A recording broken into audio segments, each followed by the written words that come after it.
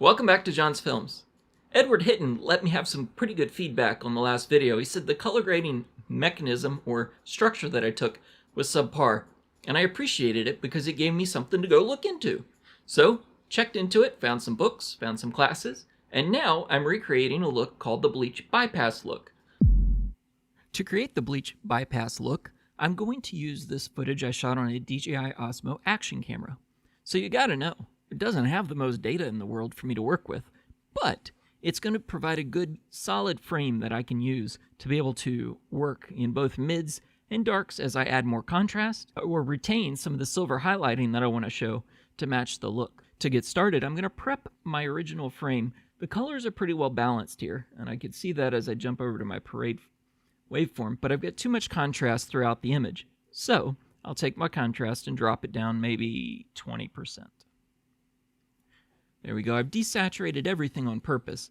And I'm also going to add just a little bit of warmth to it so that when it comes out, it still retains a lifelike appearance. We'll call this my prep node. And I'll hit Alt-S to add another node. This is where I'm going to put some contrast back into it.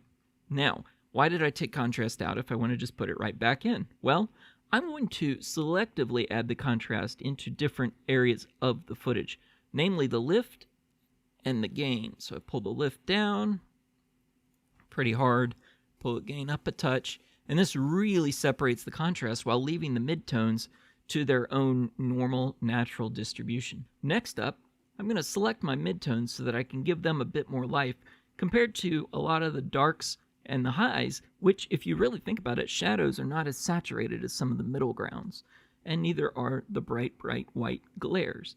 So I'm going to reduce some of the saturation around those. But first, to do that, I'm going to use my HSL qualifiers. You'll see hue, saturation, illuminance by clicking on the eyedropper here and then coming up into my qualifier. If it's not turned on, it'll be right there on the left. And selecting the skin tones, which I know are in the middle. There we go. It's a pretty good representation.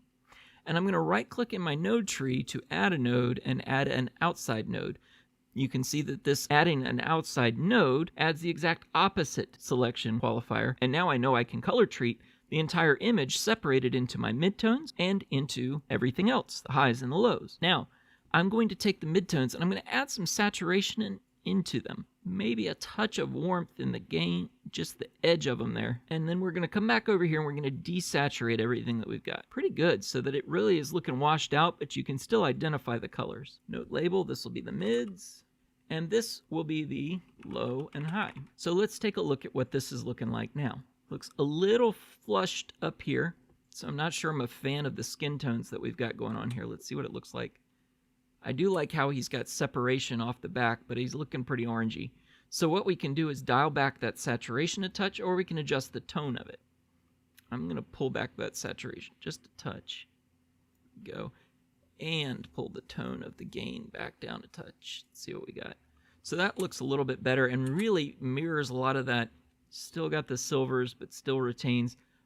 This probably has a little bit too much color in my mids compared to what a true Bleach Bypass might have. But I like it because it gives me a little bit of a focus on him without having to, say, blur the background with a lens that obviously won't go on that action camera, or completely trying to build some vignette with blurring behind it. Last thing I can do is check, and we're close to the skin tone indicator line.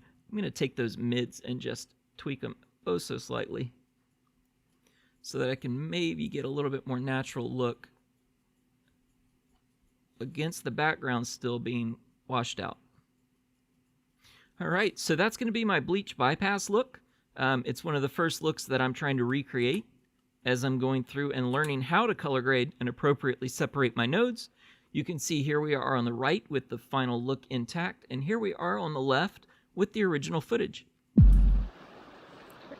Well, there it is. That's the Bleach Bypass look. I do appreciate the feedback, so let me know below what you think of it. If it looks good, if it looks bad, if you've seen it done different ways, or you know how to do it better. Let me know. Hit a like. If you hit a dislike, please let me know why. I'll be sure to take that into account as I make future videos. Either way, you should definitely subscribe. I like making these and I enjoy helping people, so let me know how I can help you. Thanks for watching. Have a great day.